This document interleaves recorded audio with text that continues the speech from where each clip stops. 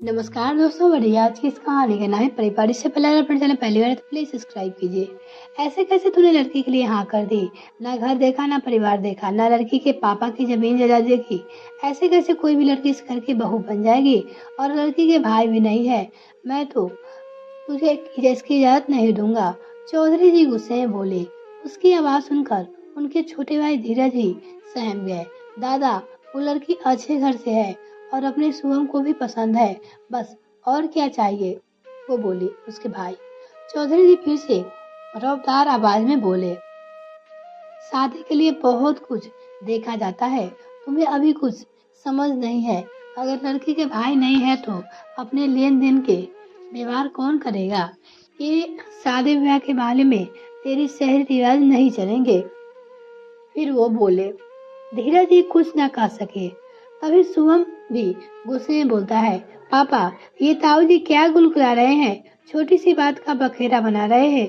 मुझे रीवा पसंद है, मैं रीवा को पसंद हूँ और आजकल शादी के लिए इतना ही काफी है। मुझे और रीवा के साथ में रहना है। तो ताऊ जी क्या अंदाजा लगा रहे हैं? लड़की के भाई होने चाहिए, ये कौन सा रिवाज है? ये सुनकर धीरज जी गुस्सा हो गए। चुप कर नालायक, वो मेरे बड़े भाई है, पिता के समान है। उन्होंने परिवार को तब संभाला जब पिताजी इस दुनिया से चले गए थे। मैं उनके खिलाफ कुछ नहीं सुन सकता। थोड़े गुस्से में है, पर समझाएंगे तो वो मान जाएंगे। तुझे कोई हक नहीं है कि तू मेरे पिता समान भाई पे इस तरह से गुस्सा करे। मुझे माफ कर दीजिएगा पापा, पर मैं शादी रीवा से ही करूंगी। और शुभम वहां से चला गया। धीरज जी के बड़े भाई चौधरी जी के पिता के जाने के बाद पूरे घर की जिम्मेदारी वो संभाल ली थी। कम उम्र में ही वो काम करने लगे थे। अपनी माँ, दो छोटी बहन और एक छोटे भाई का पेट पाला, उन्हें शिक्षित किया और सबकी शादियों का इतने सब में ताऊजी ने भी उनका बराबर साथ दिया। आज घर में ताऊ जी की मर्जी से ही पत्ता हिलता है, वरना कोई काम नहीं होता। धीरज जी ये तो कहने को शहर में अपने परिवार के साथ रहते हैं, पर आज भी उन्होंने बड़े भाई के प्रति मान सम्मान में कोई कमी नहीं आने दी। शुभम और रिवा दोनों एक साथ ही मेडिकल की परीक्षा पास की थी और अब दोनों डॉक्टर बन गए थे। दोनों के साथ रहते रहते प्यार हो गया था और शादी करना चाहते थे। भविष्य में अपना क्लिनिक भी वो खोलने वाले चाहते थे। दोनों के जीवन भर की योजना बना ली थी और इधर चौधरी जी अलग ही गुल खिला रहे थे। लड़की का भाई होने चाहिए, उसकी बस यही शर्त थी। सब लोग थक हार कर वापस शहर आए ही थे कि पीछे से ताऊ जी का फोन आया कि चौधरी जी बेहोश हो गए हैं। धीरज जी तुरंत गाड़ी भेजी और उन्हें शहर बुलवा लिया। शहर में अस्पताल में भर्ती करवा दिया। उनके हार्ट में ब्लॉकेज थे और उनका ऑपरेशन किया गया। उन्हें जब होश आया तो उनके चार और सभी रिश्तेदार मौजूद थे।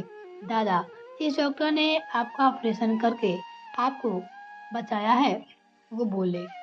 तभी ताऊ जी आगे बढ़कर बोलती है, बेटी, तूने मेरा सुहाग बचाया है, तू जो मांगेगी वो मैं तुझे दूंगी। ताई जी, मुझे शुभम दे दीजिए, हम दोनों शादी करना चाहते हैं।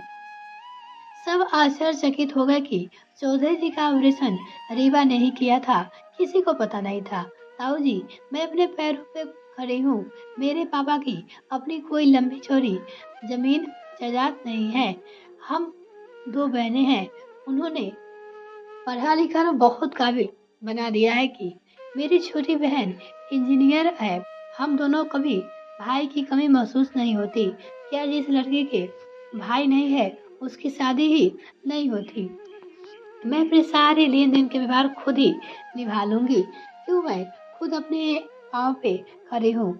आप मुझे और शुभम को आशीर्वाद दे दीजिए। तभी ताई ने धीरे से बोलती है, चौधरी जी, अब कोई बखेड़ा खड़ा मत करना। आपकी होने वाली बहू ने मेरा सुहाग बचाया है, तो हमें भी उसका सुहाग शुभम दे देना होगा, वो बोली। चौधरी जी मान जाते हैं और रिपा को अपने घर की बहू के रूप में वो अपना लेते हैं। ये कहानी आपको कैसी रही कमेंट सेक्शन जरूर लिखिएगा। मिलते हैं किसी और फ्रेंड, तब तक के लिए bye. Thanks for watching this video.